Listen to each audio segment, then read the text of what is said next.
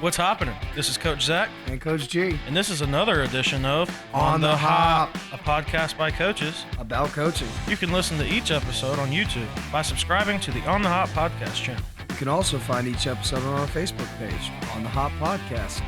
Now to today's episode. Come on, bro. Let's go. Pick it up. On the Hop. Welcome, everybody. This is the On the Hop podcast. This is our inaugural cast. All right, I'm here with my main man, Zach. I am Coach Mike Granato. A lot of people say that they want to do this, or hey, we could do this. It's the idea that everybody has around between 12:30 a.m. and 2 a.m. when you're with your best friends at a coach's clinic. But we just said, hey, we're gonna roll with it. We're gonna, Yeah, we're going to do it. take the bull by the horns. But no, that actually happened. That's a quick dodgeball reference. It's going to be a lot of fun. All right. We're going to try to make this as fun as possible. We're going to, tons of interviews set up, a lot of guests, some of our assistant coaches, former assistant coaches will join us, not only as, talking ball, but talking life. Just want to get as many people involved in this as possible. For those listening in or around the Douglas area, no, we are not soliciting for advertising, but if you'd like to pay us to talk about your business and what our podcast could do for you, please feel free to reach out to Zach or myself. Website is coming soon. By the time this episode airs, we'll have a full website, Facebook page, Instagram, all that good stuff. I don't know about Threads. Are people doing Threads already? On othpod.com. Right, no doubt. othpod.com. But have you seen Threads? Is that it's Like the reels? no, like it comes up on Instagram, and I guess it's the new social media. It's the newer, Messenger. Yeah, it's Okay. I don't know, man. Like WhatsApp? Dude, listen, you're the young guy. I'm 40, 1 foot in the I'm an ground, old soul, you but know that. I'm the youngest on staff. yeah. Anyway, for those that don't know, Zach and I are big time football coaches. Work with the Coffee Trojans. Under no circumstances is this affiliated with that football team, nor do they recognize any or are responsible for anything that may or may not be said on this podcast. All clean. Okay. But that being said, man, we're just going to kind of recap. I'm going to introduce Zach. Zach, for those that you don't know, Zach is still technically single. We'll be getting married within the year, but I've been around. I've been in an engagement. I've been in an engagement or two. So things. This is the one. Man. Things happen. No. Things happen. How old are you? About to be 23. 23 and just shutting it down. Yeah, man. God sent her to me, so. Oh, we're going with that. That's what it is. That's what happened, Okay, man. I like it. You didn't grow up next to each other? She completes me. Oh, that's cute, Jerry Maguire. All right. So anyway, for those that don't know, Zach is not only son of the 5 to 7 time state champion Mike Coe, but somewhere, yeah, I don't know. I get lost in the him telling me what to do and how I could do it better. Shout out to Mike Coe. Zach, you're a 3-time state champion starting center from the Madison County Cowboys. You were an assistant to the assistant offensive line coach at Madison for 2 championships. I was the assistant. The assistant to the assistant. Assistant regional. You're Dwight Schrute. It's cool. All right. Down at Madison County. Did my part. Right. I've seen you grow up. I actually just saw a picture of us talking to Charlie Ward at the Nike Coach of the Year clinic in 2011, dude. I was 10. Right. No, sorry. Right. I was 12. Right. Close to the same weight, but I had to wear that red cap in Little League. It's man. like, he's not getting the ball. He's not getting the ball. No H-back throwback for you. But that being said, it's been a pleasure to watch you grow into a young man. I'd like to think that I'm doing everything I can in my part to improve, broaden your mind.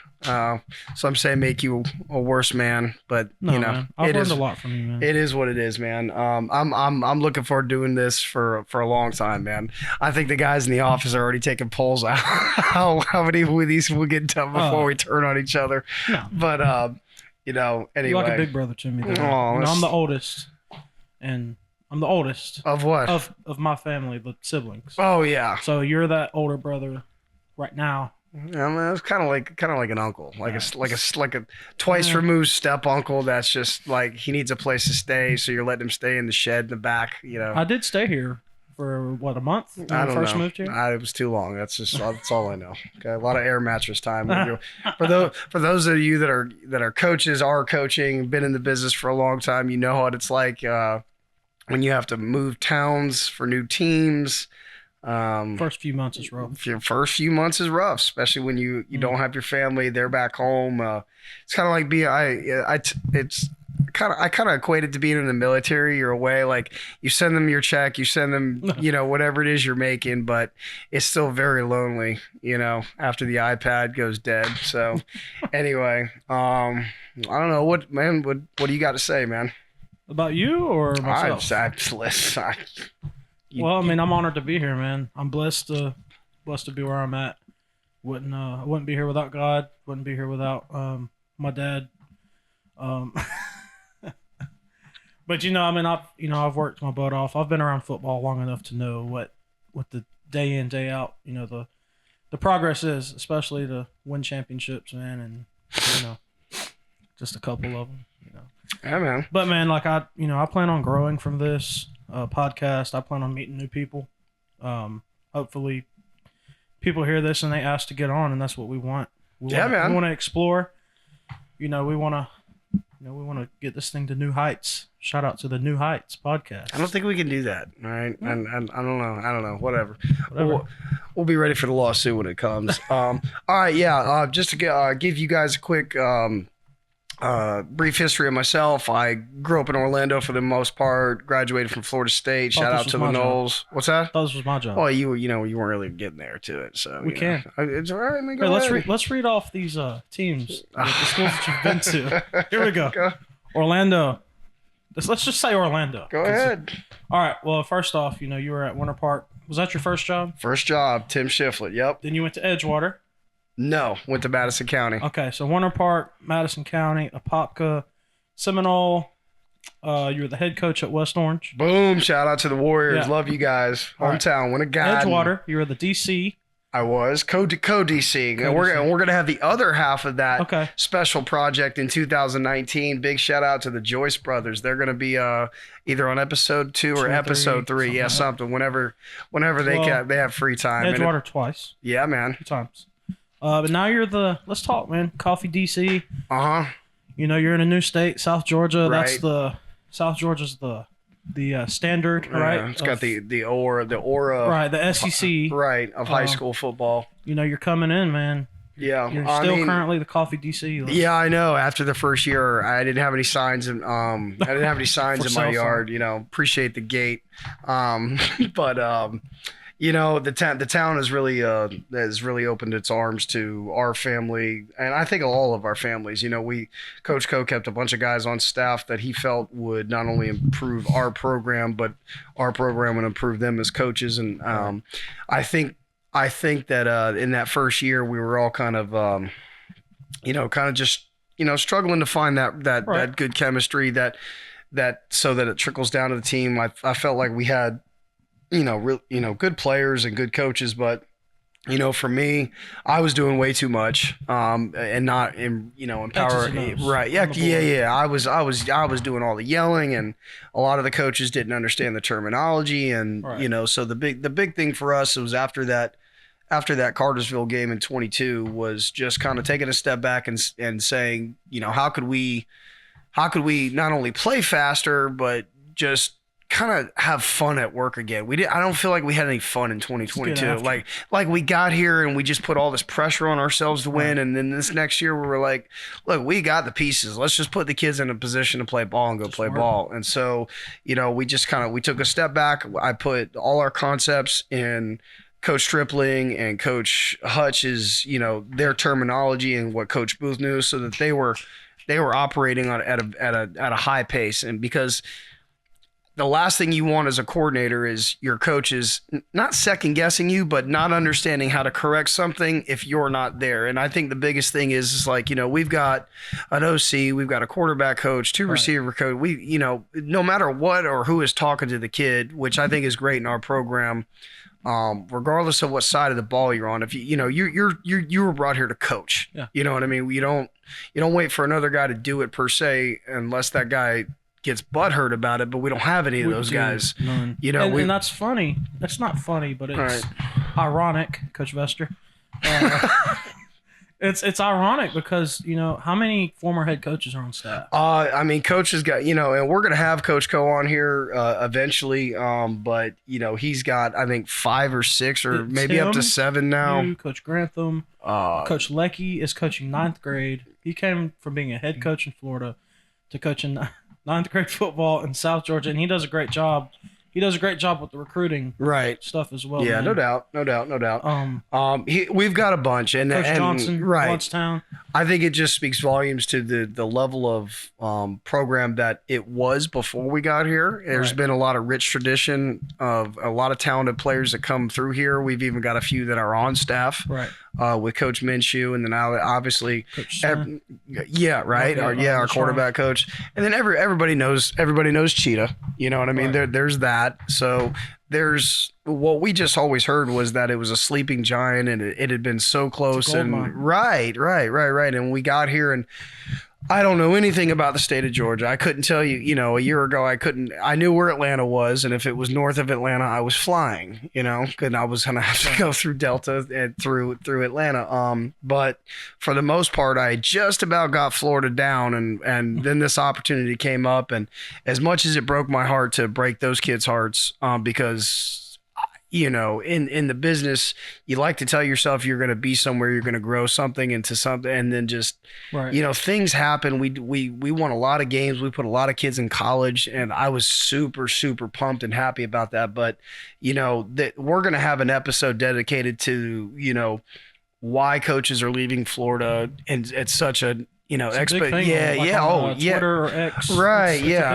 You're seeing it every day, but I will just tell you, I could not turn down the quality of life. I couldn't turn down the opportunity to spend more time with my family. As Coach Co, he handles the executive, issues, whether they be positive, negative, whatever it is.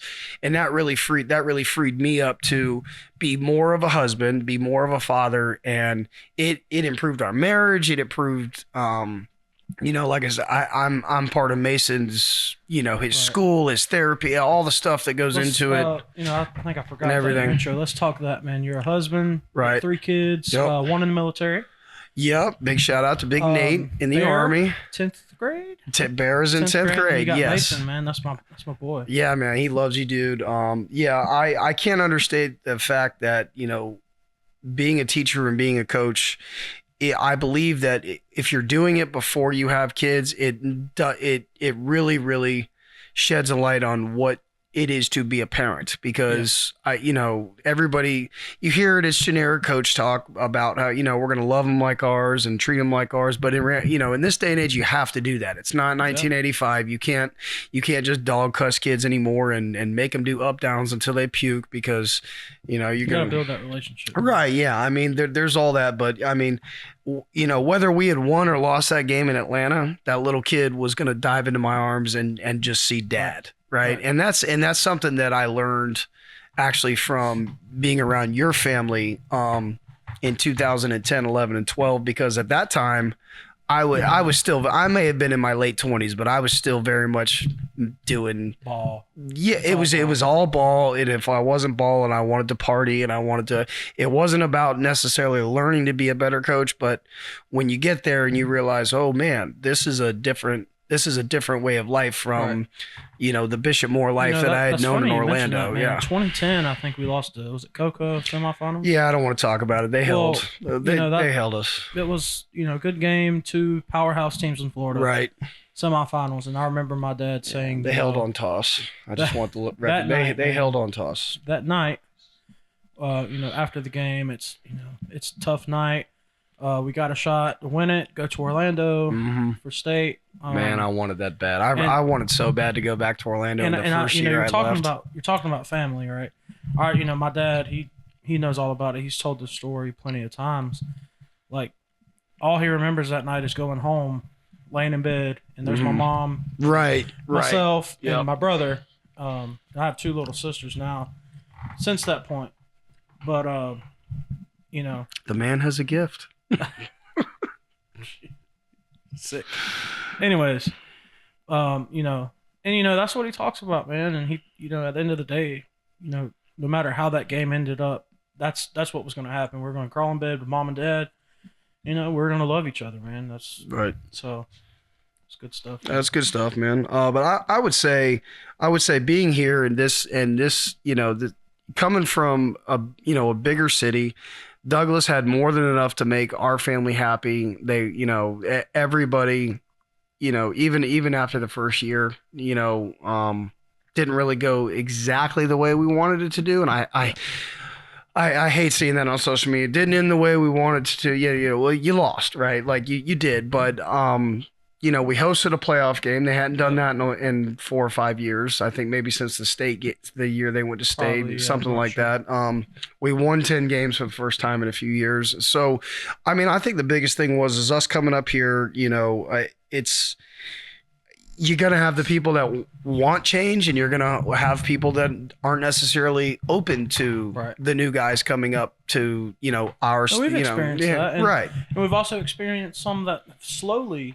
progressed to. Oh, for sure. Okay, yeah, this is For sure. good And stuff, man. This is- that's the biggest thing is like even our coaches, if they were timid at first, now they're relaxed and calm and open. And I just think it's done great wonders for us as a program to just continue to grow. And I'm excited about the kids we got coming back this year.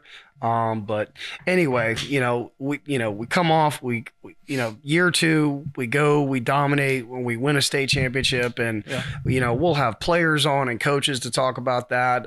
More of an intro, but I mean, what a ride! Yeah. Appreciate. I mean, you guys went undefeated in 9th grade. I mean, that's and I know we joke, Future's bright. right, man, right. Middle school, 7th grade, Right. undefeated. Totally. it's about to happen, Totally. And I mean, that's the other thing is like, you can't, the thing that we're doing here now, you can't do in Orlando. You just, maybe at Apopka, maybe at Seminole. But other than that, Wanna the lose some Osceola, you just are. I mean, they got, you go on social media every day, one school's arguing with another. I don't miss it at all. I miss the kids I got to coach and Right. the coaches I got to work with, but I don't miss the traffic or the drama. Yeah. So, Well, there it is. right. 5A. What is this? Defensive coach of the year. But seriously, regardless of classification, Regardless of classification. that's for you, Coach Berger. Yeah, right. A very, very, very, very.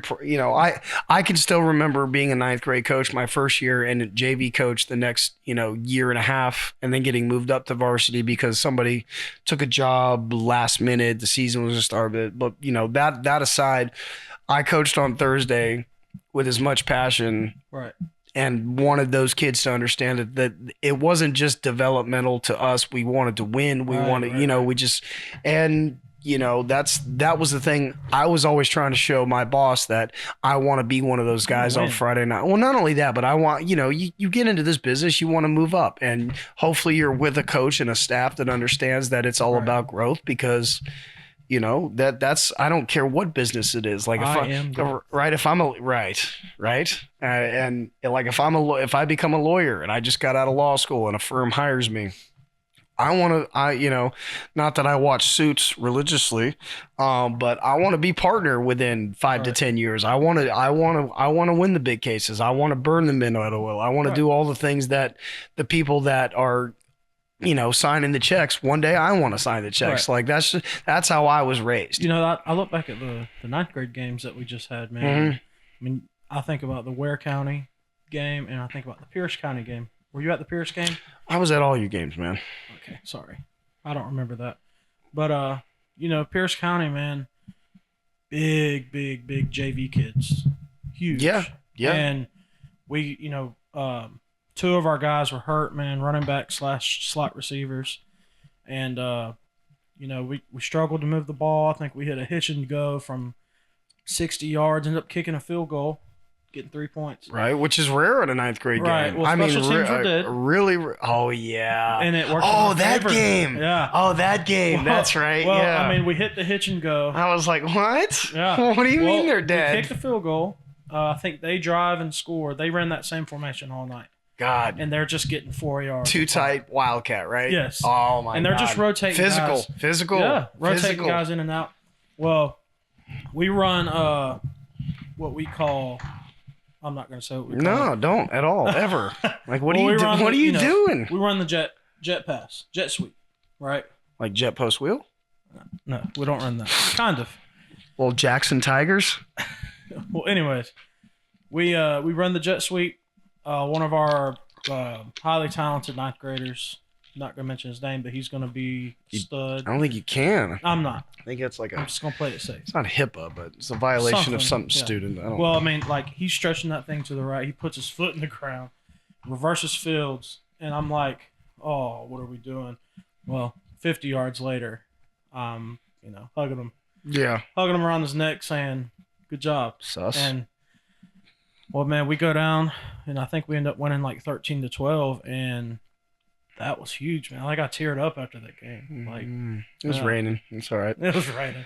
All right. Anyway, all right. Well, listen. Like I said, we'll touch on what we're doing week in and week out just a little bit, but let's kind of recap championship season. We're coming off championship season, right? Okay. The cheaters from the north, right? Yeah, I said it. Michigan, like they end up winning a national championship. Great game. Yeah. All right. I'm not gonna say I'm a Knowles fan, but I'm a Knowles fan. like not gonna get into the butt hurtness, but it was a great game.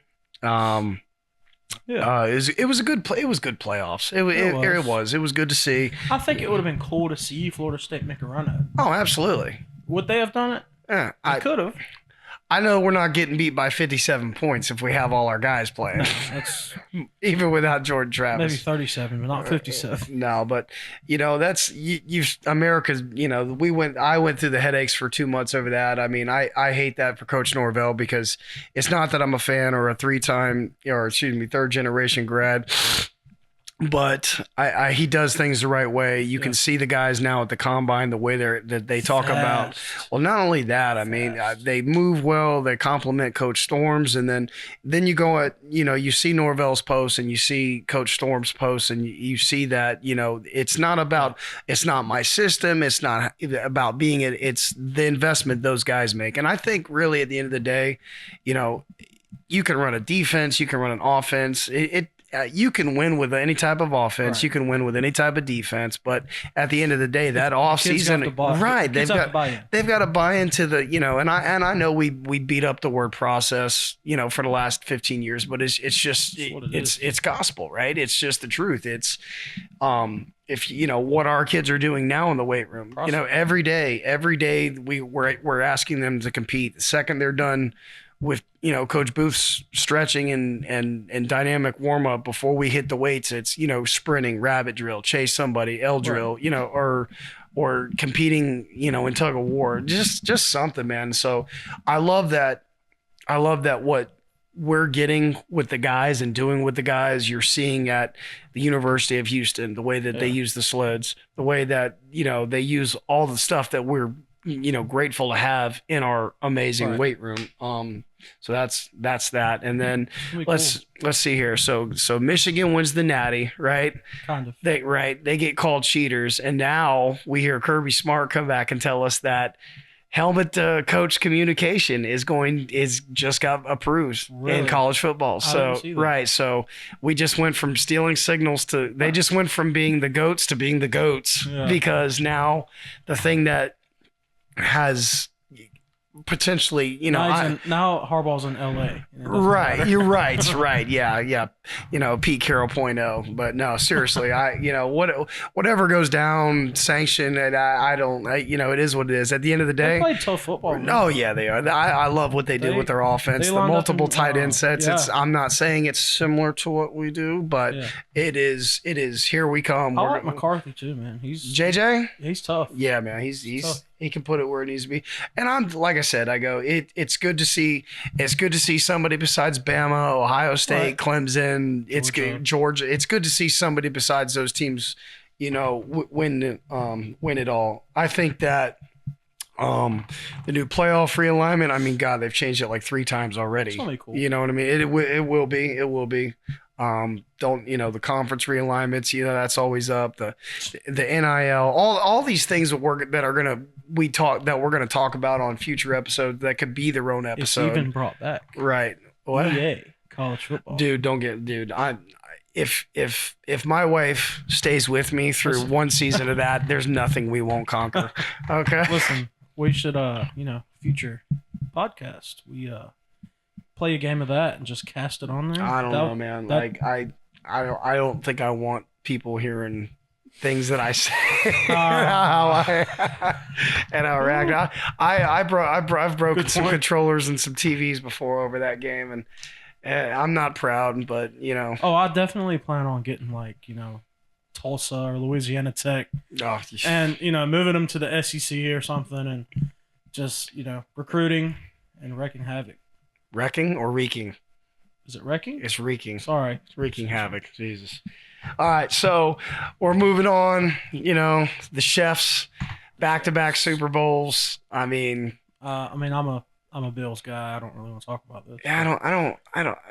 We'll get to that. Okay. I'm wearing my Josh Allen jersey. One day. Yeah, but who was the quarterback before Josh Allen? It was Ryan Fitzpatrick. Okay, and before him? Tyrod Taylor. And before him? Jim Kelly. You did better than I thought you did, but the Chiefs, unbelievable. I mean, it's just it's crazy. They do play good ball. Week 2, week 3, you're thinking they'll be lucky to win 8 games. It's over. The ride's over. And then in true, we say right now we still say Tom Brady fashion, right? Because he's still going to get the credit, but he just finds ways to win with guys that are not, blowing. I mean, Kelsey had his worst year, right? Yeah, he had like his worst statistical year. I'm not going to say why. We know why everybody is going to. I'm not sure why she gets hated on so much. She's a smoke show, but really at the end of the day, this, I've heard other people talk about this on other casts and ESPN. This was the year to get them. This was the year. He turned it on in the playoffs. Though, I think, and the defense, dude. The defense doesn't get enough credit, man. But it was literally like watching Patriots .0. And great defense. They brought in some young guys to help out, like Rashee Rice on offense. Kept getting better and a better. lot of receptions. Had him on like 4 fantasy leagues. Chris Jones, defensive lineman, Chris Jones. Yeah. He wasn't even playing as much as he normally does. Right. They had a steady rotation of defensive linemen. Mm-hmm. The defensive edge guy from Iowa, I believe. It's like Carl Loftus or something. I don't know. If I don't know somebody, I usually ask you who your pops. So like you guys know who played left tackle for the Packers in '95. It's ridiculous. Yeah. That's how I am with movies.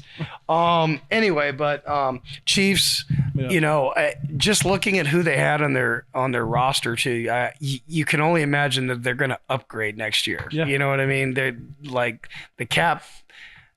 I don't think anybody has to restructure. I saw a mock draft. Oh yeah, Keon Coleman. Let's go. Go Noles. Right, definitely not Michigan Spartans, but go Noles. Michigan State. My bad. Yeah. Michigan State. We don't want to talk about them either. It's okay. Lucky you'll be on here one day. Yeah. So that would be nice. They're dogging on him on his 40 time because he ran like a 4.6, and then he runs the gauntlet drill, which is more indicative of actual football. He's just screaming across at 20 miles an hour, catching 7-8 balls, just being just an absolute badass. That exactly why we brought him to Florida State, or they brought him to Florida State. Yeah. But anyway, now, like you said, like you've already touched on it, it's combine season. It's the off season for high school. It's the off season. They're doing the climb. They're doing whatever, the mat drills, the old school mat drills. Everything's kind of coming to fruition. And I think some teams have already started playing spring ball. Yeah. I know some of the Division II. Yeah. I talked to Shorter. University. Okay. Pleasure Clinic. That's North Georgia, right? Yep. And it's Okay. up in Rome, and we were there. When did we leave? We left on a Saturday. I don't know. Yeah, we left on a Saturday. Okay. I talked to him before we left. He was like, "Man, we start Monday." I was like, "It's not even March yet." And he was like, "Yeah, man, we're starting." I hear you. I hear All you. right. I hear you. You know, Good stuff. I mean, I can't, like I said, I can't speak for other programs and everything. The weather's different here or there. I don't know does it get colder sometimes in March in different places? Maybe, yeah. I would imagine, but We went up to Rome for the All-Star games for our seniors. and Yeah? It was cold. It was cold. yeah, what was Caesar like? Huh? Rome. Caesar Rome. Anyway, all right. So, really, you know, we've touched on high school, with a little bit of college, the pros. You got the USFL and the XFL merging to Yeah. create one spring league. Dwayne Johnson. Dwayne the Rock Johnson, the dude is absolutely everywhere. He's back for WrestleMania season. He's the head of the board for TKO Sports. So now he's just cashing checks left and right, Cha-ching. whenever he can. I mean, Kevin Hart's big brother is really doing a great job. You know, what else can we say about The Rock? I'm looking forward to. Was he just on SmackDown? He's back. Yeah. He's back with his cousin. All the Roman? yeah. Are they really related? Oh yeah, him like. I'm not going to mention any names, Burger. Right. He told me earlier that they weren't really. Oh yeah, no, they are. They're cousins for Okay. sure. Yeah. They did the family. You can go on the internet and look at Right, the right, family tree. There are a bunch of different names, but Rikishi, Jimmy, the name Jay. Fatu. Sorry if I'm butchering that, but it all goes back to that. But you know, I think ultimately that football this is going to be a major change. This is going to be, we're going to look back and be like, you know, this is the year where college football, it's always got changes, Yeah. but this is going to be the year where things get really Especially, man, different. with the new conference realignment, like you were saying, Right. you're gonna have a game every week. You know, sometimes during the college football season, you're like, oh, it's not really a game going Right. on, you know. But I mean, like you look at Florida's schedule, and I can't stand Florida. Brutal. But like you get your UCF, Brutal. Miami, Florida State, Georgia, Tennessee, Kentucky, Ole Miss, LSU, Texas A&M. I mean, even Samford. Samford gave Florida State a run a few years ago. Like, dude, I've met Coach Napier, nice guy, old school high school coach, you know, son of a coach, father was a coach, and This guy. you know, I just hope that they, you know, It's a tough time. it's such a tough position to be in, man, because it's year 3. Everybody says it's all about year 3, and he's got the gauntlet of gauntlets. I told somebody the other day, I said, dude, if he could go 8-4 and beat either Tennessee or Florida State, I mean, immediately sign him, give him a raise, and let him do what he's got to do. Because to me, man, you can't like the Noles, the Gators, the Hurricanes, just growing up in what that tradition was when they were just dominating. I mean, just dominating. Yeah. There shouldn't be these revolving door every 3 years of these new coaches. I just don't. Yeah. I don't get it. You know. Get your Spurriers. Right. They got and in Miami. People can say what they want. They made a couple, you know, bonehead mistakes that took them out of a win or two last year. But I think that they're closing the gap faster than Florida a little bit. I can agree. I think Cam Ward was going to go to Miami, then said he was going to go to the draft, Washington State. now he's back and he's going to be taking the snaps as a Hurricane. So Right. my buddies and I in my college buddy thread we were talking about the other day, I think that, you know, this is probably going to be He's the best still- Miami. I think this is going to be the best Miami team that they've put on the field in a really They're long time. fast. They're Oh, fast. I mean, they're always going to be fast. I mean, that's just a different part of the world, let alone Florida. The speed is just everywhere. I didn't play varsity my freshman year, but I moved up. You know how that goes. But my sophomore year, man, we played Pahokee. No, I don't know how that goes. I didn't play till I was a sophomore. Anyways, It's a baseball anyways, coach. Coach. You know, we played Pahokee, man. Fast. Yeah. Like even the defensive linemen. The are Muck. fast. Boys down from the Muck. They don't play, man. I can tell you though, man. Or We they had do this. play. We had this running back, man. My sophomore year, we were 50-50 wing T and twin spread, and I think we just lined up in wing T unbalanced and just ran sweep, and we had this little back, man, that was just as fast or faster than them. And I remember we ran sweep to the left. He cut it back 60 yards maybe, and like he's just running, and I just remember being like, yeah, y'all ain't catching that rabbit. Because, they chase the rabbits down there and whatnot. Ugh. Yeah, but it was awesome at the time. You just had to be there. You were probably in one of these Orlando schools at the time. But that was fun, man. But Pahokee, Miami, just fast. Different type of football. 2019, we had to play St. Thomas Aquinas, so I know exactly what you mean. In Daytona. In Daytona. Yeah. Where my parents now live. So I get to see the stadium all the All the time. time. Oh, it's great. Yeah. So let me ask you this: Go ahead. if you put your 2021 Venice versus 2019 St. Thomas, Mm-hmm. who you got? You talking about them versus? Right. I gotta go Aquinas just cause. I mean, and that's nothing. That's no discredit to what Coach Peacock does down there, but I think on a neutral field that St. Thomas Aquinas, Daytona. Let them meet in Daytona. which is a neutral field, Right. right? That's what. Okay. Man, that's tough. I mean, Venice was a stacked team, but they were so sound. It just Right. seemed like they played 4-4 cover 3 the whole time, and When they get after you. yeah, I mean, God, they had these two defensive ends that, I mean, they didn't have to blitz. They just didn't. We weren't as gifted as at the offensive line as they Should've were just at ran the jet defensive push line. if you Oh, we wanted to. did. They stopped. It hit. No, it hit. Okay. It hit. It hit 13 times that year. I used to make the OC keep count. Love you, Tolbert. Until somebody beats Aquinas, it's Aquinas. You know what I mean? And I'm pulling from my boys at Edgewater, Did Coach Lakeland Duke. beat them? This past year, Well, I know they've had some matchups. I feel like that they've won it the last 4 or 5 years in a Right. row. I know that Edgewater came up incredible. We were a play away in 2019, and then in 2020, I mean, they had them on the ropes playing at Doak Campbell, and if not for a couple, Okay. big goal line I was stops at that game, Coach. You were. I remember, I was up there with Zane. Yeah. I'm gonna work on getting Zane on the show, by the way. Absolutely. Playing right guard, right or left guard at USF. Mhm. Was at Florida State, transferred to USF, doing big things. He's in his final year.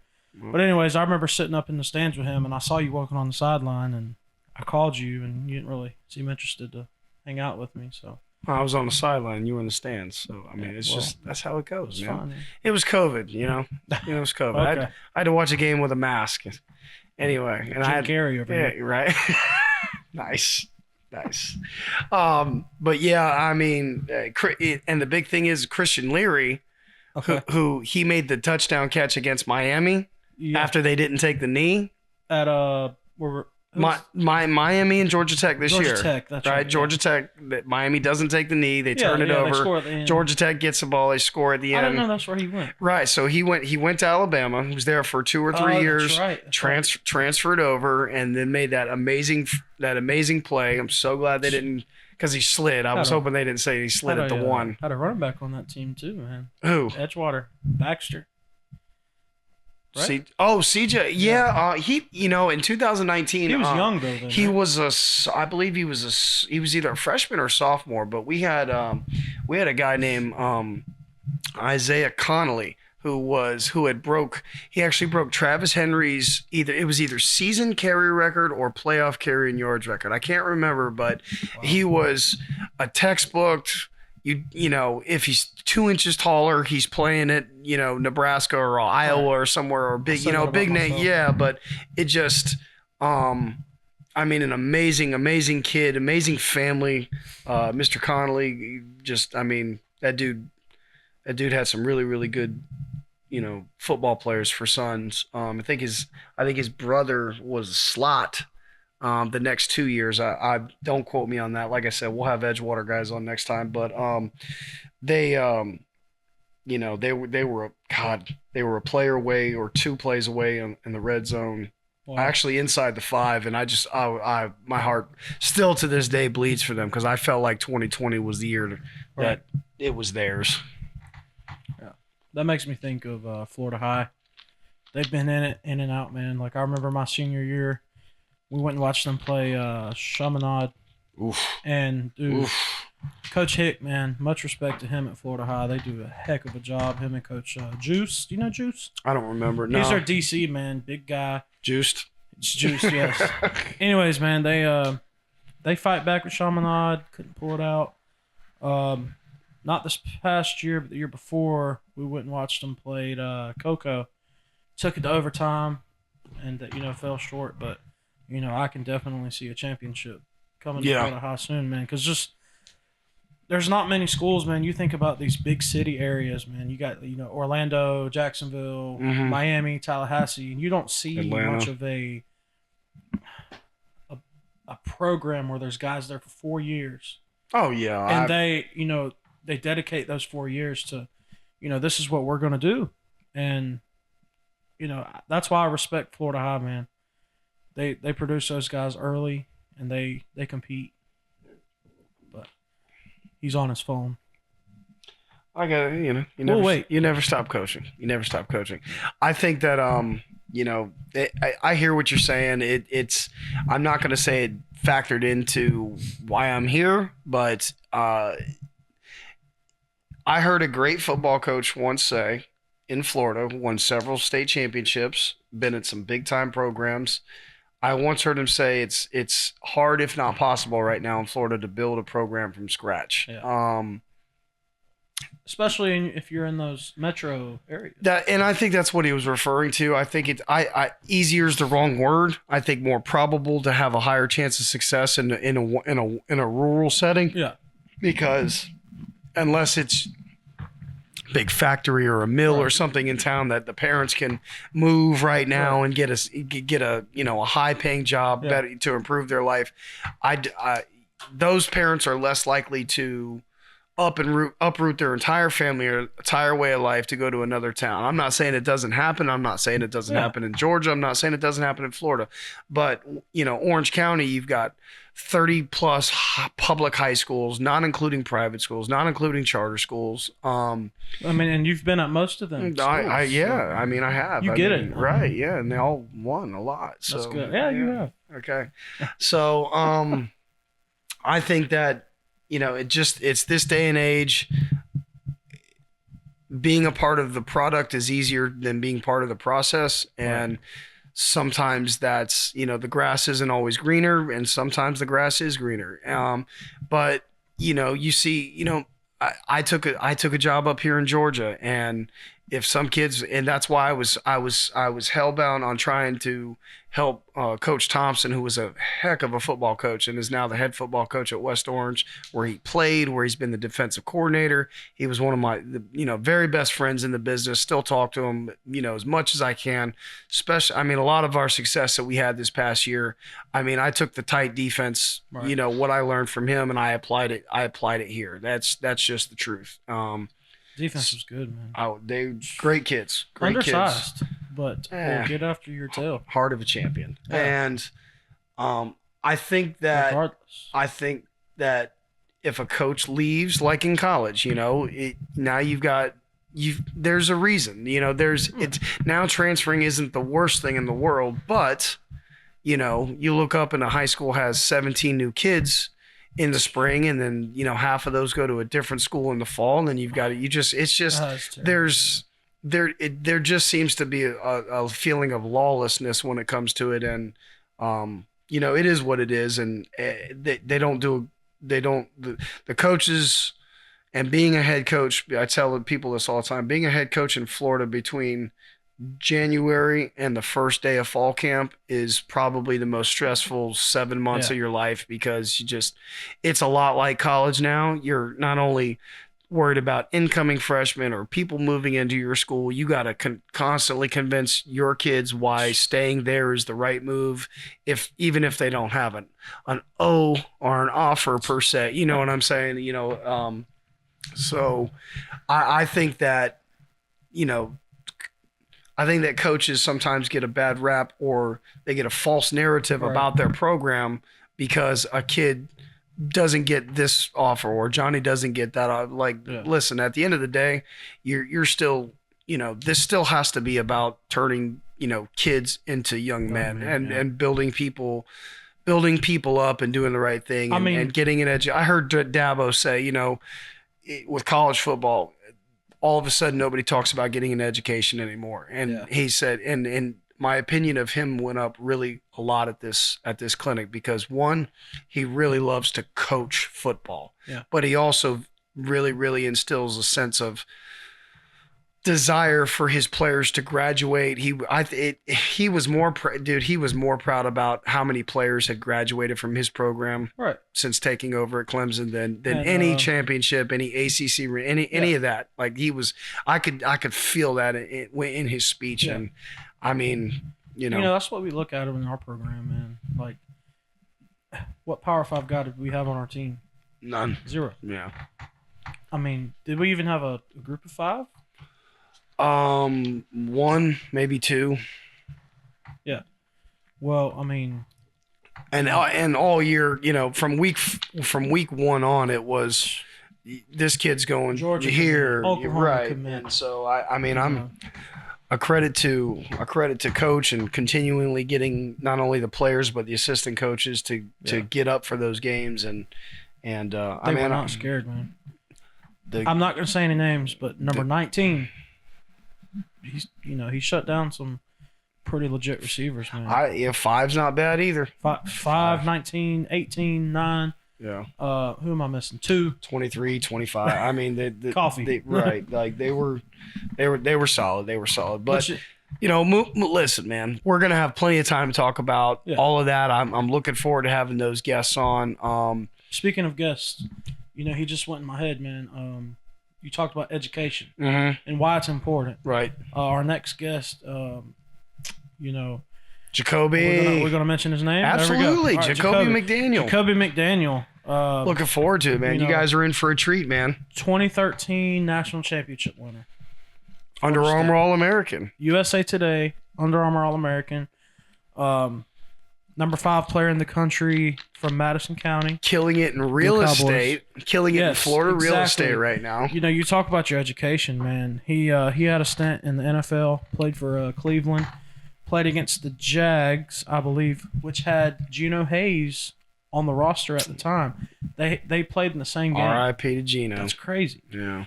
And, I've talked to Jacoby before, and he mentioned watching Geno. Like, when he was growing up, right, he would watch Geno play. And then when I was growing up, I would watch Jacoby play. And, yeah, it was just crazy, man. And big me guy. Big me guy.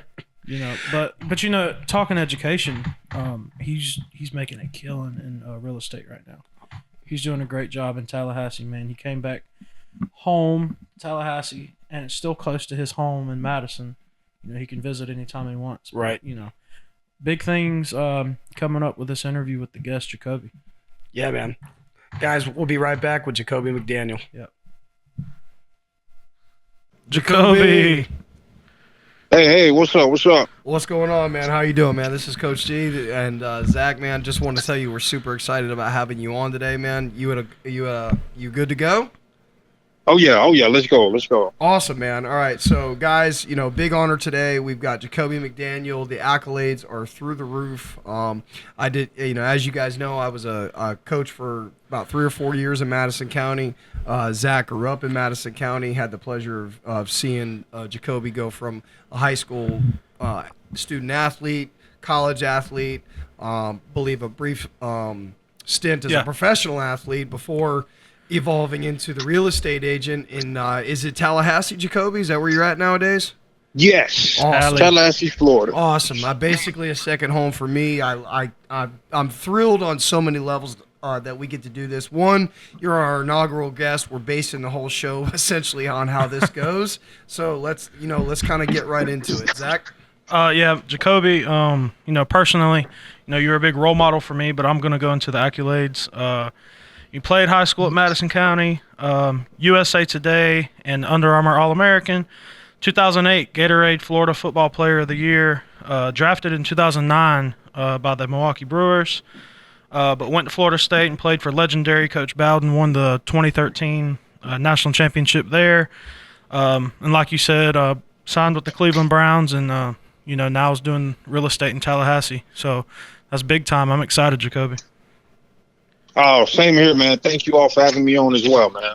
Yeah, Jacoby, It's listen, honor. before we get into the nitty-gritty of the questions, man, just how are you doing? Brief description of how things are going for you, man. I'm doing well. I can't complain. No complaining from myself. Just living every day to the best of my abilities, trying to affect people's lives, I guess, in a positive manner. Yeah, just basically living, man. Just doing my best to put one foot in front of the other one. I got you.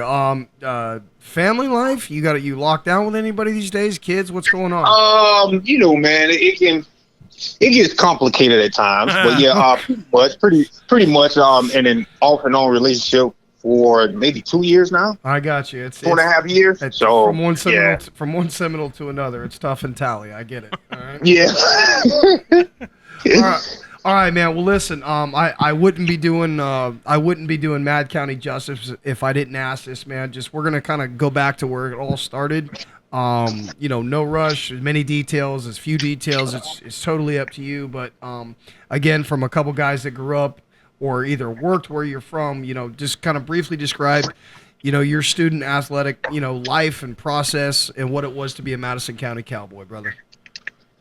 Oh man, just growing up in Madison, it's tradition.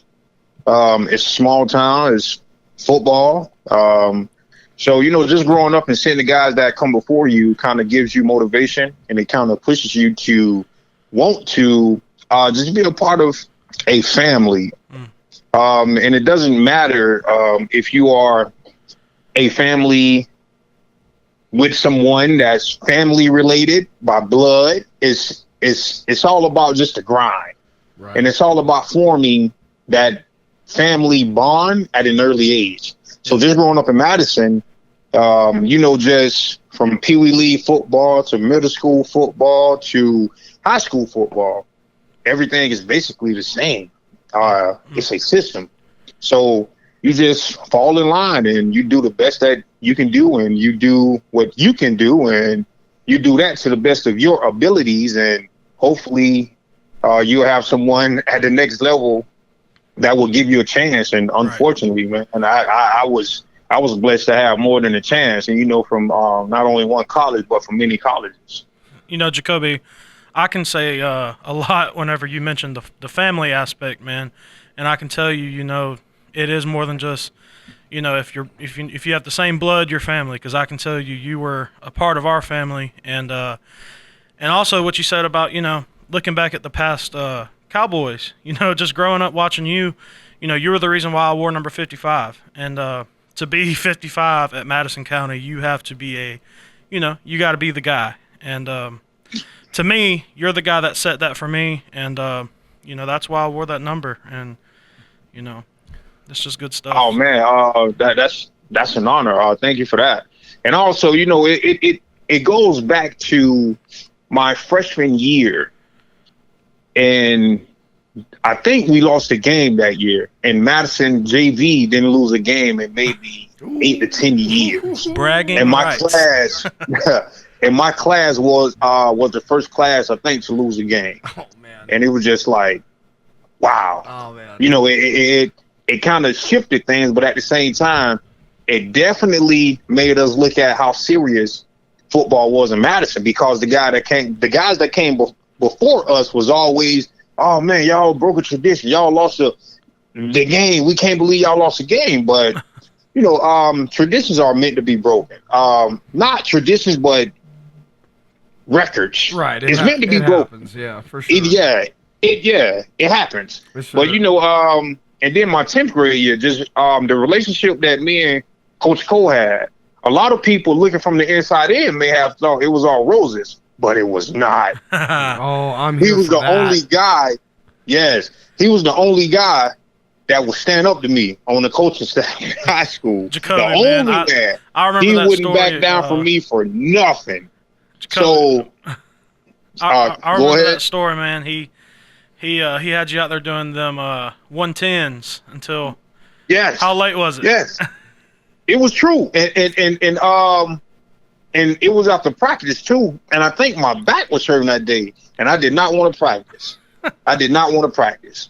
But he made me push through it. He was like, you're gonna practice. So you might as well just get that out your head. You practice it. And I'm like, my back hurt. He said, I don't give a, if whatever else is hurt, you're gonna practice. And you know me, man, we just kind of went back and forth. And he said, okay, I'll tell you what, just see me out to practice.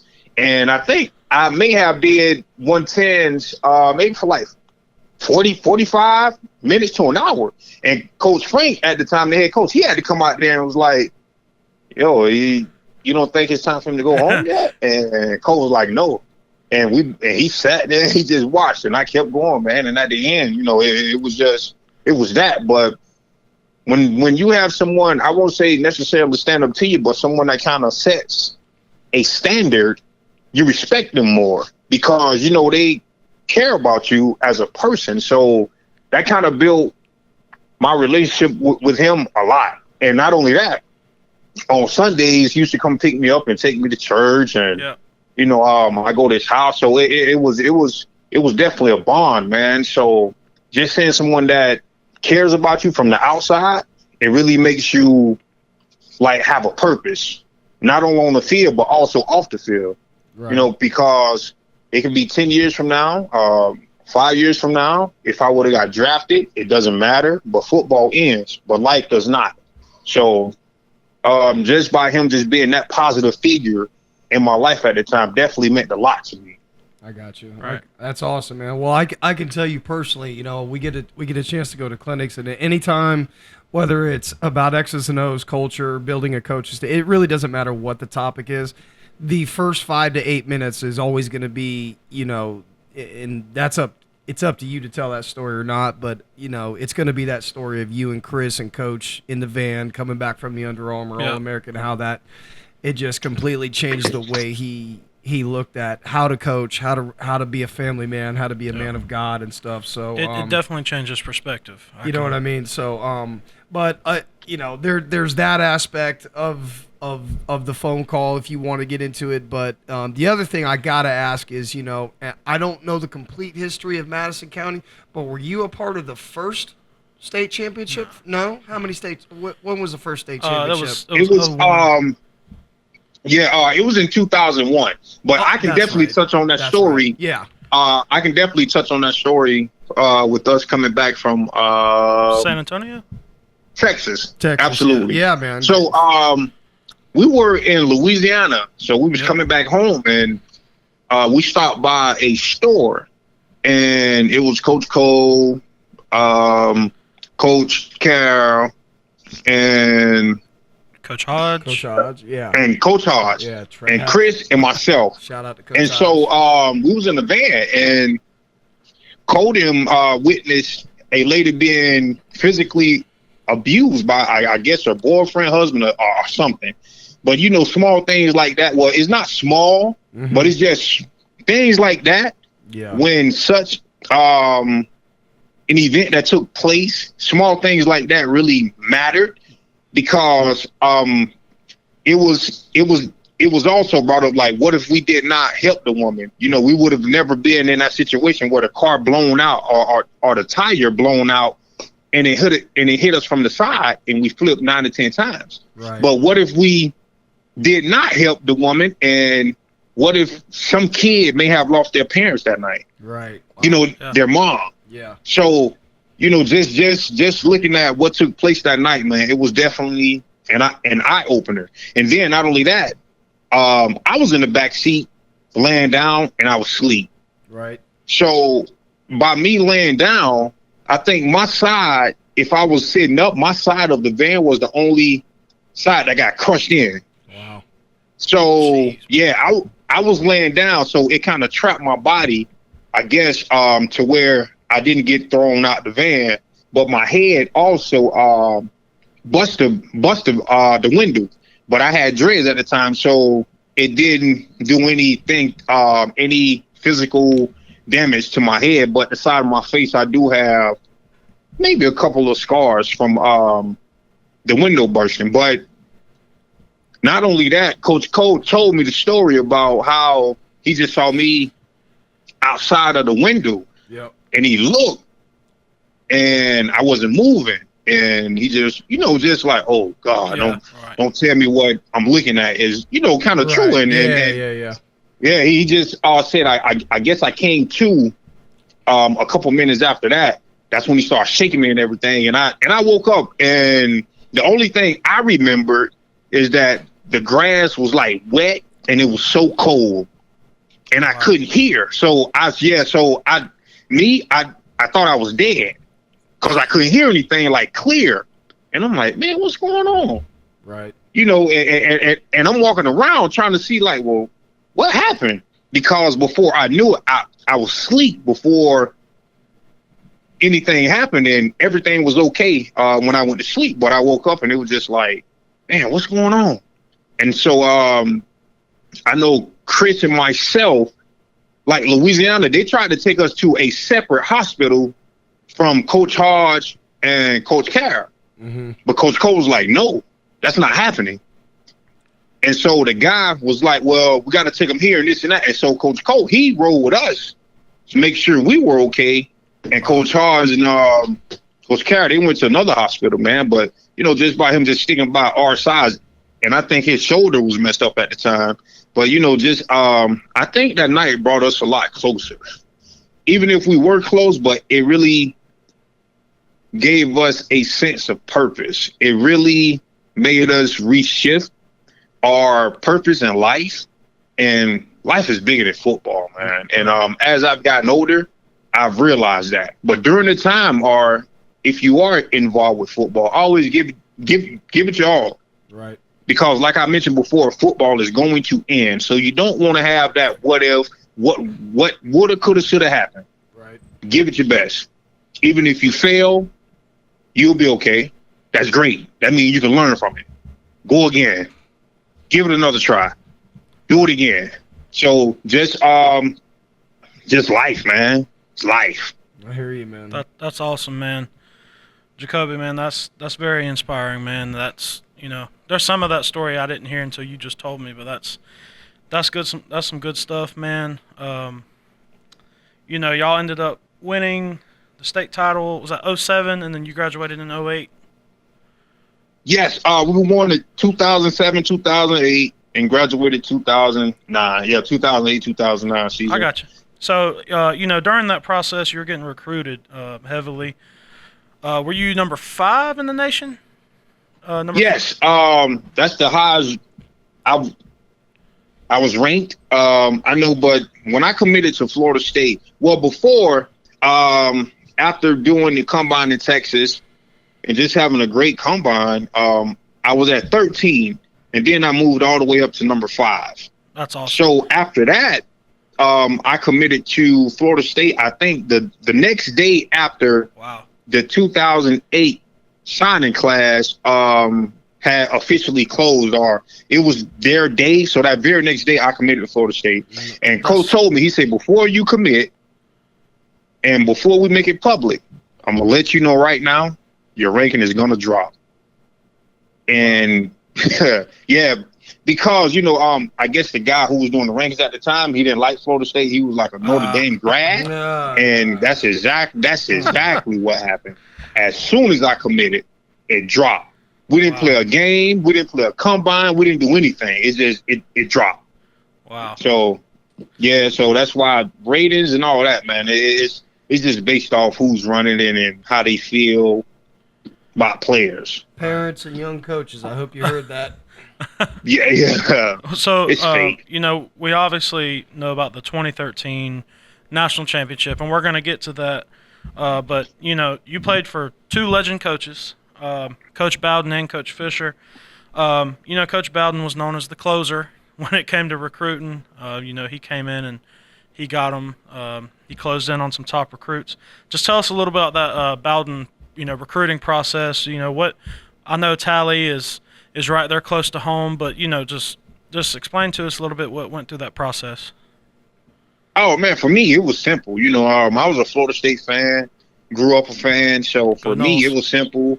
I didn't like too much attention, so I kind of shied away from the public's eye during that time because it was around 2008, 2009. So recruiting, wow, it's almost 14 years ago. Wow. Yeah, 14, 15 years ago is very different from recruiting now. Right. Yeah. Extremely different. So in 2009, just during that time, I really didn't like the public eye, man. So me, it was always, I'm gonna go to Florida State and just do my best there. But it was pretty exciting, man. I had Mark Richt and Pete Carroll came to watch me work out at the same time at the field house. So it was great. It was just like, wow, two legendary coaches in here at the same time, just watching me work out. And that was that. So the recruiting process was definitely great, but I think the thing that I struggled with was telling coaches no. I never wanted to tell them no. And I think that's something that recruits have to do, even to this day. Even if you're 3-star, 4-star, 5-star, be honest, be upfront, be very transparent. Let them know you have a business. You are a business as well, just like they are. Don't commit to a school and think a school owe you something, because they do not. And also vice versa. You don't owe the school anything. So whatever school you go to, just have a mindset of just grinding and continuously grind. That's awesome. Whatever that may be. That's awesome. All right, so something I think that maybe plague's the wrong word, but I think modern times, you talk about just for recruiting, I think more, kids, schools, we've coached in Florida, we're now in South Georgia, but we start to see kids want the attention, like you said. They want the attention. They want the O's. They're trying to secure the bag and social media, all the stuff. And I tend to think of being and knowing players that have gone through the process. We got one player right now that just came back because he's on spring break. And I can already tell there's just a massive difference. He's in the weight room with our guys today, and I mean, he doesn't say but 3 or 4 words. And this is a guy that you couldn't pay money to not talk 4 months ago when we're, on a Tuesday when we're getting ready in the second round, but what's the college attitude? I think more people need to be enlightened on what your actual life as a student athlete is. What's the day-to-day in and out? What was it like, being a player for Bowden? How did things shift when Jimbo came in as, were you up at 5 a.m.? You know what I'm saying? Yeah, yes, absolutely. Coming into college, or going into college, the guys who are definitely going to college, you're not going to have a very social life. Your life is structured, but that's a great thing, because just coming out of high school, some people would love to have that structure, and not a lot of people get that opportunity. So yes, from 5 a.m. or 6 a.m., however far away you stay from the stadium or the campus where you're training, depending on, I guess, what time you wake up. But yes, 5, 6 a.m. Every day for maybe 5 to 6 years. That was my schedule. You get to the stadium, you work out, and you work out hard.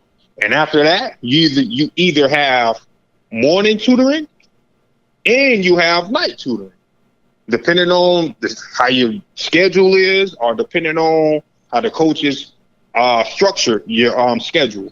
And then, so you'll wake up 5 or 6 in the morning, you work out. After that, you have class. After that, you'll have to come back and you have to eat lunch, and the coaches will check your ID cards to see if you scan in for lunch. That's how it was with us. You had to, yeah. So they made sure you were eating, or if you didn't eat and you go to practice and you like that practice, Yeah. they're gonna call you out. Well, you didn't eat lunch, or you didn't eat breakfast. You didn't check in, because some guys will go days without trying not to eat, but that affects their play on the field. Right. So if you go into a university and the coaches are very serious about winning, that's what they're going to do. They're going to police every move and action that you do. But it's going to help you out in the long run if you stick with it. Not saying it's for everybody, but it could be if everybody just possess a positive mindset and don't try to be the cool guy. Right. You don't have to try to be the cool guy. Right. Just be a guy and do your job. Worry about your job. Don't worry about what the next guy's doing. Worry about your job and perfect what you have to do. Right.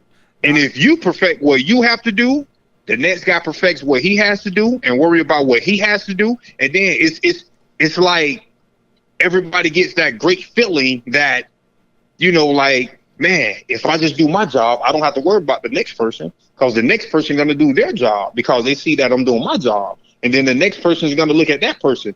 And then it's just something that's just contagious. So after that, after the schedule with the lunch and everything, and then you go to practice. And if you practice from 3, we always practice from 3 to 6, or maybe 3:30 to 6:30. So after your last class, maybe around 2:30, some people cut a little close, depending on, like I say, how the schedule is. But the coaches will make sure that even if you are late, it's because of the advisors put you in a class to where you had to take that class, and that was the only time that it was given. But after that, you have night tutoring, and then after that, you may, depending on how late you want to stay up, but the next day, it's the same thing. So it's based on you. The only thing I can say is you may want to sacrifice for 3 to 5 years and put yourself in a position to where you can have an opportunity to get drafted and play professional league football. I mean, that's the main goal anyway, so just do that. But yes, it's a day-to-day thing. Your schedule is already made out. Going from Coach Bowden to Coach Fisher, Coach Bowden, it was definitely what I only had one season with Coach Bowden. Mm-hmm. And to be honest, he was around us, but he really was not involved because of the name he built for himself and the university. So he was, had to go off and do interviews or Right. had to do other things. Well, I keep But forgetting. when I keep forgetting Jimbo was already on staff as an offensive coordinator. Yes. He had already been tagged as the next guy. Yes, I and got that was after our West Virginia game in Jacksonville, the Gator Bowl, Gator in Bowl. 2009, 2010. Yeah, My mom. he had announced it. Dude, my mom and I in the cried locker room. so hard at that game. Yeah, man. that So, was but emotional. yes, but after that, when Jimbo stepped in, that's when everything really became hands-on. Everything, when Coach Brown was there in 2009, everything was a little more open. And what I mean, guys can get away with things here and there and do this and do that, and like it won't be no accountability. But when Jimbo came in, everything was counted. Everything. He went as far as getting us some tight shoes during camp, to where some swim guys came in and talked to us and told us how it'll recover our bodies. We were the first people in the country to use the GPS system. Not the first college people. We were the first people in this country to use the GPS systems. So to keep track of our bodies, to keep track of the energy that we are putting out during practice, the miles per hour. During camp time, we had guest speakers. Wow. Man, when I say when Jimbo came in and he shifted the whole boat, he shifted everything. He shifted everything. We got more on a diet, for certain guys. Oh, you got to eat this, you have to eat that, you have to eat that. It was a total game changer. I remember. Oh, I this remember. game, I man. remember hearing the nutrition and the sports psychology really picked up. Everything, Really picked up. everything. We started getting massages. I thought it was something new when I went to the NFL, and I told guys, yeah, man, at Florida State, man, we was getting massages and everything. They looked at me like I said we was getting $1 million. I'm like, y'all guys never got no massages in college? They was like, hey, no, man. Are you serious? I'm like, yeah, we got massages and everything. So when Jimbo came, man, he shifted everything. That's awesome. He made everything better. Like, it was like, so this is what college is really about. Right. It was a great time. It was a great time. Jacoby, it paid off, because we're going to talk about this this championship football 2013. You're getting ready to fly out to Pasadena, big Rose Bowl game against Auburn. This is the year that they have their miracles against Georgia and Alabama. Auburn's this big. They just upset Alabama. They're coming in, but then you got your undefeated Florida State Seminoles. That are just rolling. Whooping. Heck of a season. Whooping. Just tons of studs on that team, man. But you're on the plane to Pasadena, going to the Rose Bowl. Can we just talk about that process, that national championship? It was great, man. That's every kid's dream, man, of playing a national championship game in college. So for us, it was definitely a dream come true, but at the same time, we knew we had to go in there and earn our respect. The whole entire season, we were getting disrespected. Yep. So we knew going into that game, and then it was versus an SEC team. So we knew we had to go out and do what we had to do and just kind of prepare ourselves. Shock the world. But, at the beginning of the game, we kind of started off, I'd say slow somewhat. Yeah. But what really stood out during that national championship game was during halftime, and we were down. Jimbo didn't come in that locker room and yell one time. That's awesome. And that's another thing I can say about him during that whole entire season. Well, probably towards the middle on. He stopped yelling. He was like, you guys want to be treated like grown men, so I'm going to treat you like grown men. He just stopped. During the national championship game and halftime, he just stopped. He didn't even yell. He was just like, guys, we down X amount of points, and we took their best shot. They don't have anything else. That's it. Yeah. We took their best shot. Now, what we need to go out there and do is finish the job. And, man, that's what we did. We went out and we finished the job, man. But one thing I can tell you what was different that season, different from the 2012 season, because to this day, on paper, I still think that the 2012 team was a better team than 2013. Dude, I've heard this. I've heard this from several players. Yes. What is that? Is that we're going for play action of what Bo Relaford and was it our running back at NC State, right? Yes. Bjorn, all of the and it's them guys, the whole defensive line. If I linebackers. If I remember correctly, I swear to God, dude, we were coming home from like a playing some JV game out Thursday night. Is Thursday night at NC State. It was, and the funny thing is we won on like a Hail Mary versus Baker County. I swear to God it was them, right? And the whole time I've got like the iPhone 2 or 3, and I'm trying in North Florida, I'm trying to pick up 1G updates on the game, and I get home and I'm like, Jacoby, I don't have to tell you, you guys know how we all feel about playing at NC State on a Thursday, right? Oh yeah. Right. So I remember us like I think Cam Irving. Yeah, center. No.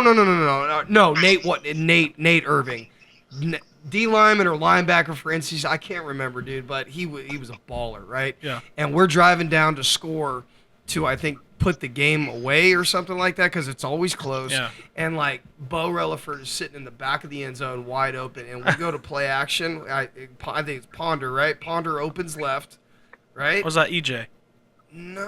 What? It was EJ. 2012. Oh, okay. All right. This is all the right. Orange Bowl year. Okay. Maybe- Northern Illinois. Who did we lost to NC State, right? Was that the game? Yeah, NC State and UF that year. Oh, Jesus. Yeah. Okay. All right. I think I got games. I got. You got the years. Yeah. I think I'm. Anyway, sorry, but I've heard from a lot of people that 2012 team was loaded. Yeah. And man. See, man, Chris went off that year too. It was, Yeah. man. It was. Chris was coming. Yeah, that year, 2012 was definitely better. But the thing that separated 2012 from 2013 was attitude, dedication. Man, when I tell you 2013 was nothing to be messed with, and what I mean by that is our practices was so intense, man. Our practices were intense. It was like every day we trying to go out and beat the offense, like we literally trying to embarrass them. In the offense, they trying to embarrass the defense.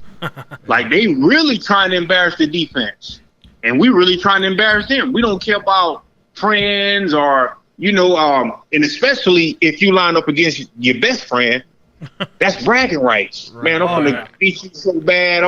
It's bragging rights. So during that year, even when Jimbo tried to calm the defense down, I remember when him and Telvin got into it. And, he told Telvin, I keep you out of practice and this and that. And because I think Telvin and some offensive player had got into it, like fighting, and we was going team, and they was fighting. So Jimbo was like, hey, none of that BS and, blah, blah, blah. Defense, if y'all do this again. And Telvin told Jimbo, if you step over here, I'm going to hit you too. That's when the whole defense got crossed. That's when the whole defense just got live, man. When I tell you that year, we could have had any coach that season. Right. And we still done what we did, man, because we just That's a good team is ran by the coaches, but a great team is ran by players. Yeah. Yeah. Gospel. But Gospel. if the coaches put the players in position and possessing their mind that they can't be touched or they have what it takes, then that's it, man. That's done in offseason. That's what they said. That's done in offseason. I'm not going to mention that school's name from down south, but very, very reputable program back in 2001. Arguably, I hear this from a lot of people. 01 Canes, 2013 Knowles, who you got? And I'm like, man, don't make me do that. Like, for the love of God, don't have it come down to a kick. But they said a lot of their fans and a lot of the players said like the exact same thing. Like, dude, you could have hired Larry Coker, right? They got rid of him like 2 years later. They're like, dude, it didn't matter who the coach was. They just promoted that. The players went and they said, no, just make our OC, just make him the head coach. We got this. We got it. We're good. Right. He'll put his name on everything, but we got this. got We're running it. We're doing it. Trust us. We're going to win the national championship. And You that's the vibe I got that year. I growing up in the 90s and watching the Knowles do what they did, you turned the game off in the second quarter because we were up 41-0. You know what I mean? Like that's just the game hadn't evolved to what it is today throughout the entire league. I remember watching pregame before all of y'all's games, man, in 2013, and it was either Jameis or Telvin giving a pregame speech, and I remember, man, I would stand up in my living room and just I'm ready to go to war. And, didn't it go something like, we're going to fight for each other. And, oh, yeah, that's man, man. Listen, that is some good stuff right there.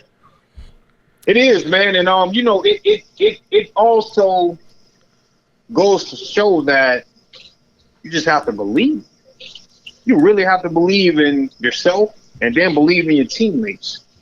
And do whatever you have to do to learn your playbook and learn football. Build that brotherhood amongst one another to where it's so unbreakable. But at the same time, do not go easy on your brother or your best friend or your teammate, because that's not going to make them better in life. And one of the captains on our team that season had trouble staying out of trouble. and it was due to substance abuse. And I called him out. I'm like, man, how are you going to be a leader and get on everybody else, but you around here doing this? You around here, just you're not living right. Accountability. So how you going to try to tell someone else to live right? Right. And during that whole season, he stopped. He just like, man, you're right. That's awesome. You're right. And I'm like, yeah, I know I'm right. You need to stop. Yeah, no, for real. And and some days when I wasn't right in the head because I felt like, man, during camp, during everything, I proved to them like, man, I'm a starter, bro. Like, even that spring game that year, I had 3 sacks versus the first offensive line. I'm like, yo, I'm a starter. Like, what's going on? And, he called me out. Man, you ain't running past the line, this and that. And, we had a talk. I just say, man, my role done changed, man. It's tough, man. And he was like, man, I know, man. I said, nah, no, you don't. I said, because you never been through what I'm going through right now. You don't know. But at the same time, it was bigger than me. Right. It was bigger than me. And so, you talking about a humble moment. That was it was humbling, man. It was humbling. I did everything. And my powers they'll start again, but it ain't happen like that. I guess my time was up. And you gotta accept that and just roll with the punches and do the best that you can do. Because in life, that's some good stuff right there, man. You're talking about the humble experience there. How did that, after football, you're going into the real estate, you're back in Tallahassee. How does that correlate? We talked about all the way back to Madison County to, your national championship, your last year, through everything that you've learned through football, the trials, all the struggles. How did that correlate into your real estate? And, just how do you face adversity and how do you use your challenges? It's not about me. That's what I learned during that time. It's not about me. Sometimes you don't have to be the main character in order to be part of something that's great. And I had to learn that. And man, you talking about like, man, should I leave? I need to get up out of here because I know I can go somewhere else and play and start and play some good football still. So, but for it to transition into the real world, adversity. And I know a lot of people talk about it, but that was some adversity that I had to face. But during my whole college career, it wasn't easy, man. Every offseason, I never had a healthy offseason when I was in college. Every season, I either had to nurse an injury or I had surgery. So throughout my whole entire college career, it was a very humbling experience. So when it was time to hang up the cleats, it was just like, man, just going to the real world. Like I said before, I never was the type to like attention anyway. Right. So I was fine with that. I was fine with transitioning into the real world because my mom always said, you can't miss nothing you never had. And I never had, a football career at the NFL level. I mean, it was definitely great, but I never had the career, the money and all this and the guys. And some people come up to me, man, like, man, why you give up so quick? Like, you just stop. I'm like, man, sometimes you have to face that decision. Like, you can't continue to be the dead horse. That's what I tell them all the time. If you know that horse is dead, man, it's time to get off that horse and get on another one. You can't continue to be the dead horse. Right. And I just came, and I just came to that reality. Hey, man, you more than football. You more than a physical specimen. You got your college degree. That's the transition. Yeah. You got your real estate license. Great job finishing. Yeah, you humble guy, selfish guy to a certain extent. But I don't think there's anything wrong with being selfish. As you get older, you realize that.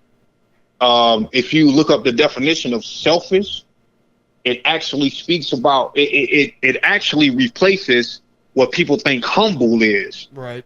So, just being selfish at times, that's not a bad thing. And I think what has really helped me with the transition and away from football is becoming selfish.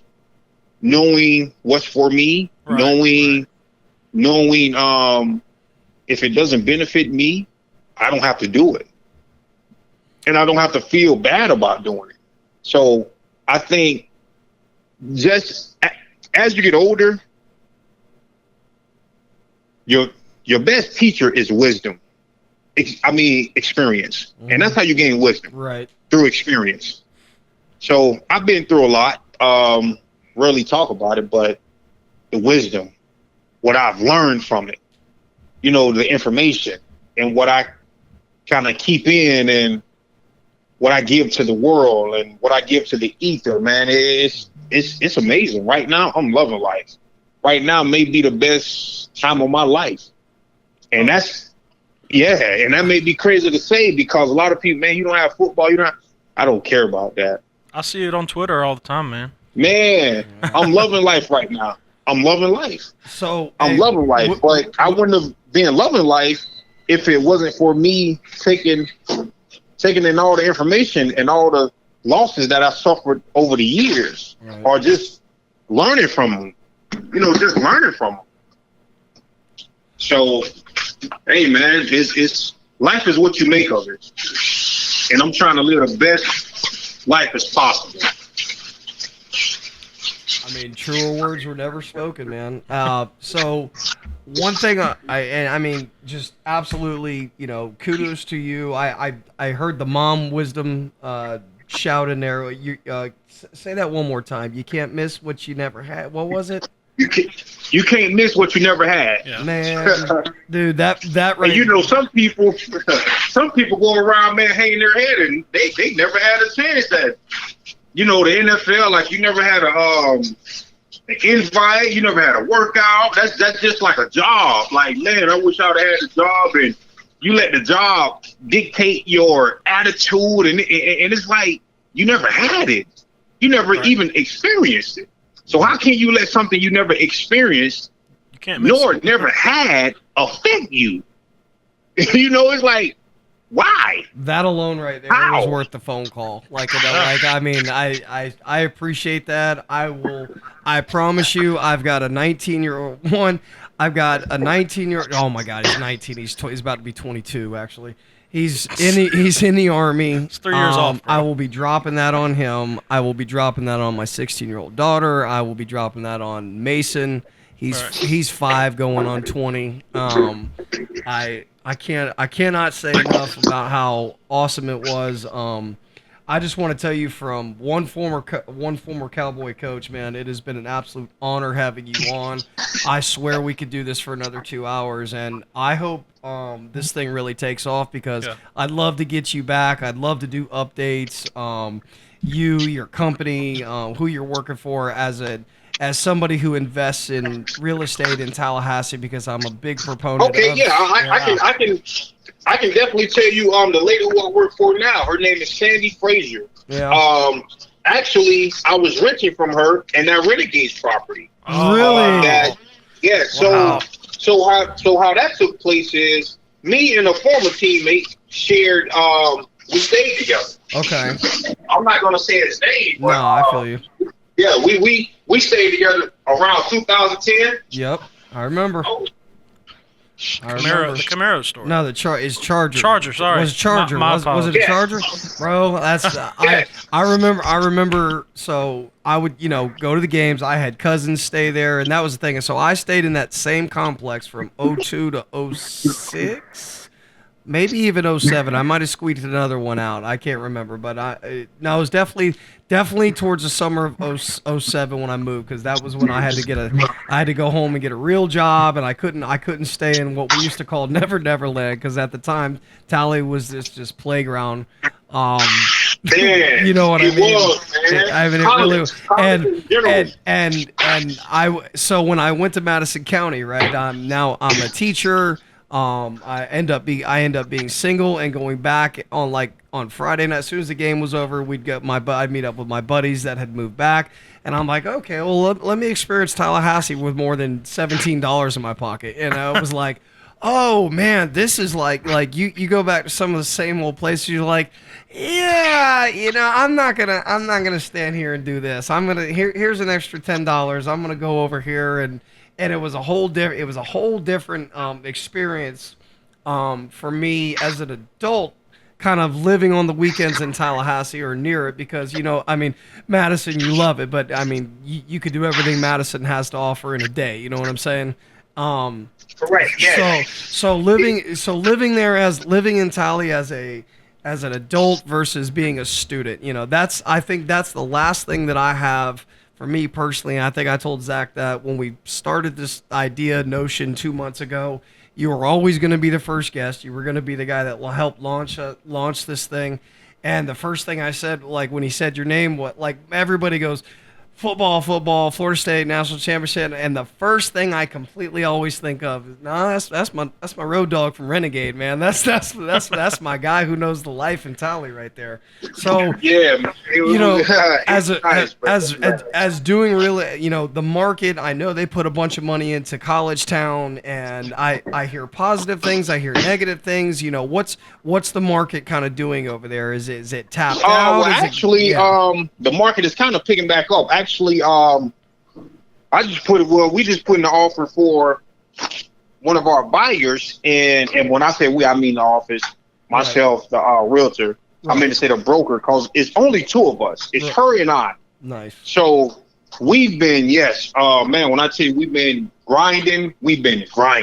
So put in the offer for a buyer, and it was 5 offers total. Wow. So we just had to wait around, and eventually we did come out on top because our offer was better. So that's a great thing. But sometimes I've been on the other end where my offer didn't win. So me too. But That's the game. Man, that's the game. It's a stinger too, because we all human, so you kind of count the money before you even get it. Of course. You even know it's gonna go through. So it was just like, man.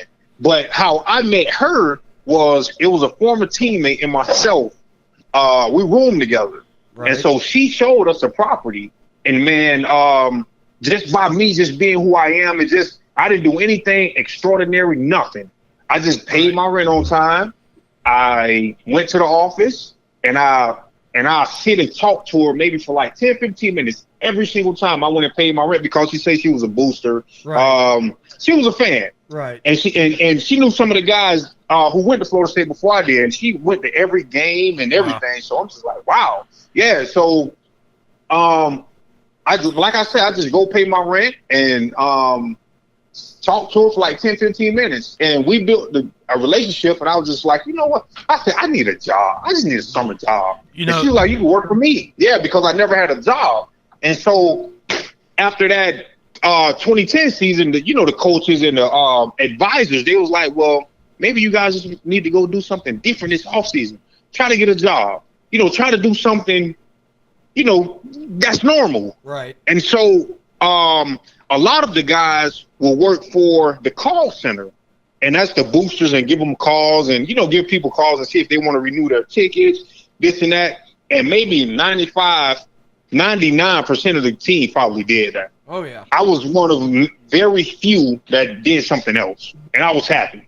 And that kind of just gave me the confidence to like, man, so after football, I can really have, just a life.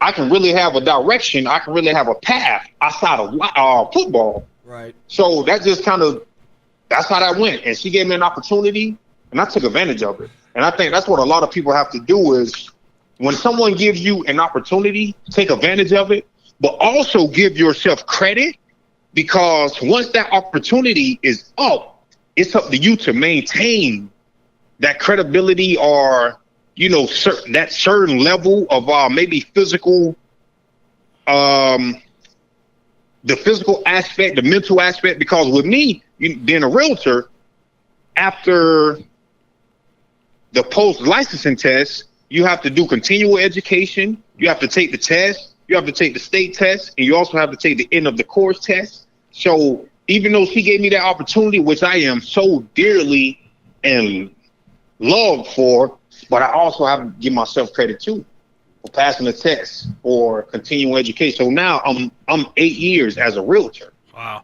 Those listening, you're getting free knowledge. You get it doesn't just happen. You don't just get divorced and say I'm going to be a realtor and it happens. People, it takes hard work and dedication and knowledge. I don't care what anybody says. There it is. And she gave me the confidence. She gave me the confidence to take the class in the off season. Actually, it was after my rookie season. She was like, maybe you don't want to take the real estate test. And I'm like, I heard a lot of people took that test and they don't pass it. And so how she challenged me, she said, so Jacoby, you meant to tell me you can read a playbook, run the plays, still remember the plays, go out there, hit somebody during all this, and you can remember all those plays, and you can't pass a real estate test? I said, you know what? I'm gonna take it. Don't worry about it. I'm gonna take the class. She challenged me, man, and I passed it. Is there anything better than a woman that loves football? I mean, honestly. Man, that's true. That's very true. And can challenge you in a way that you can easily understand what she's doing. You know what she's saying, but in a positive way. You know what I mean? Like there's, a lot of people, especially nowadays, I feel, and this will be a quick soapbox and just me getting off, like I said, thanking you 1,000 times. But, anybody listening, shout out, like constructive criticism is okay. Yeah. It is okay. I think way too many people in this generation, they take it personal. And my dad just always told me, bro, if you hear no, a lot of times if you keep your grinding your sword or whatever your axe or whatever your proverbial metaphor is, no just means not right now. It just means not now. That's it. No is designed to make quitters quit and people that ultimately triumph work harder, because at the end of the day, if you got it that first time and everything was just handed to you, it wouldn't mean as much. It just wouldn't, know. And whether you're a football guy listening and you want to be a head coach or a coordinator, man, it's good for you to hear the word no. I heard it 8-9 times in an interview before I got a head coaching job, and then the rest is history, and that's another story. But man, we just want to say thank you so much, bro. Nothing but respect for you, nothing but God blessing and all the good stuff for you happening, man. We just hope, the absolute best. We're going to I'm going to kick it to Zach, since you guys are, you guys go way back, but Jacoby, from our family and our friends at the On the Hot podcast, I just want to say God bless you and thanks for having you, man. Jacoby, man. Oh yeah, no problem. And also, I want to say that being a realtor was not, it didn't come by easy.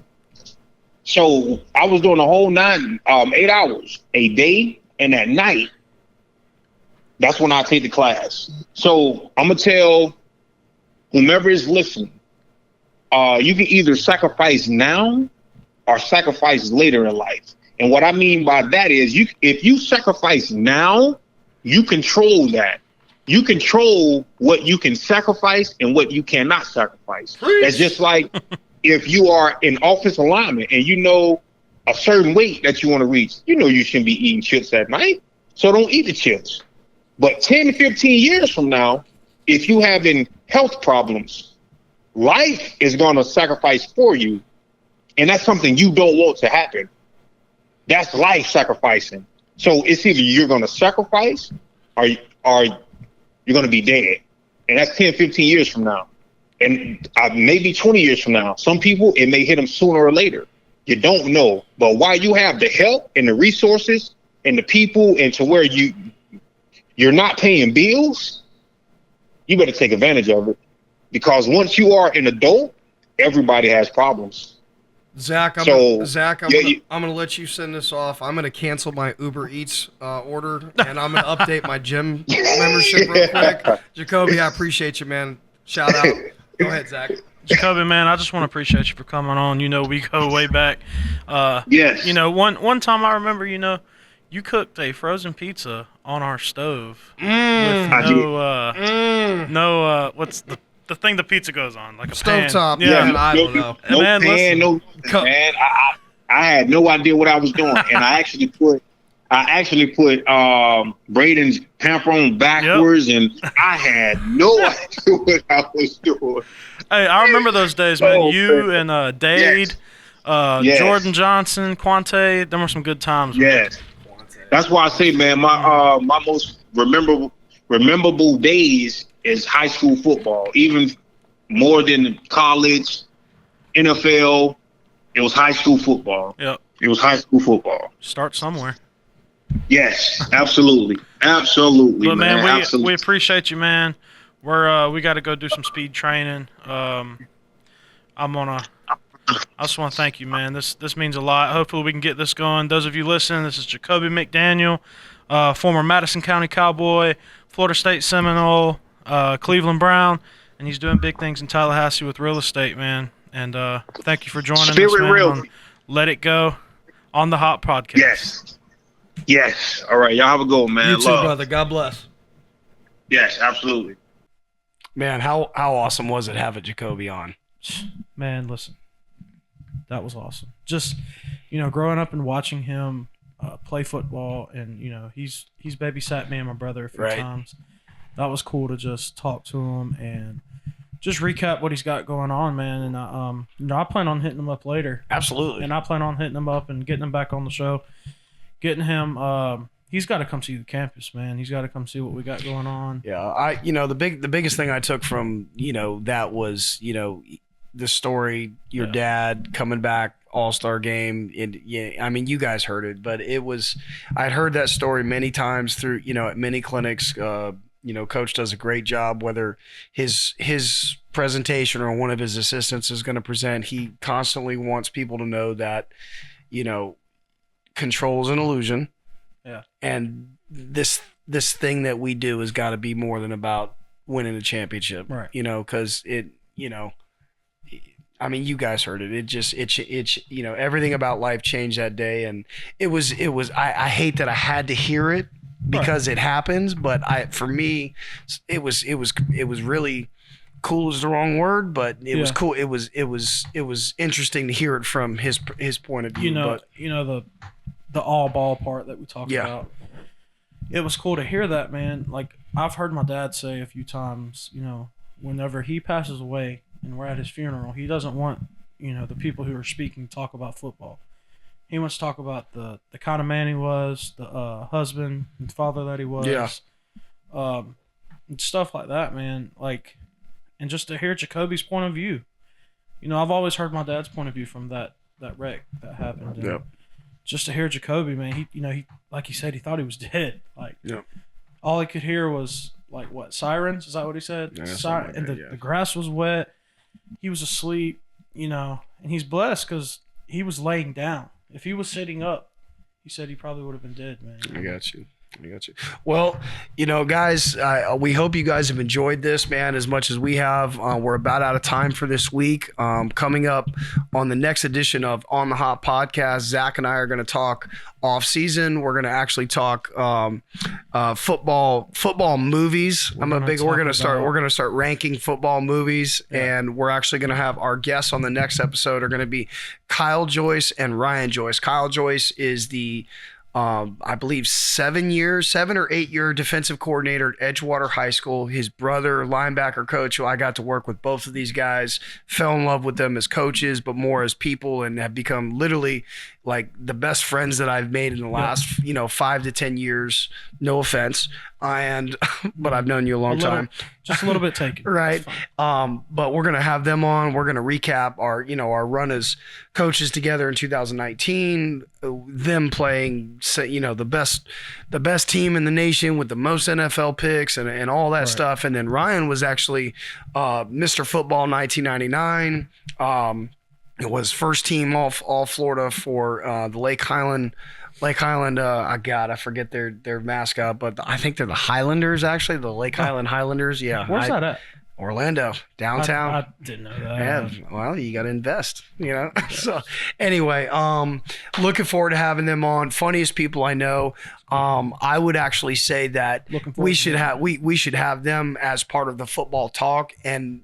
Okay. Like most of that episode, the I movie would guys? say, dude, that they're let's do it. like I said, I think most of that episode needs to be like, you know, us together. You know what That's I'm cool, saying? man. So anyway, from my family to Zach's family, want to say shout out, appreciate everybody that's supporting us and doing this. All right, on the hop. OTHpod.com. See you next week.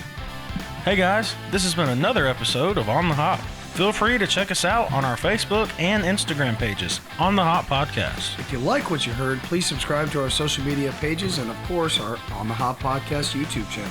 Check us out next time and see what's Hopping in.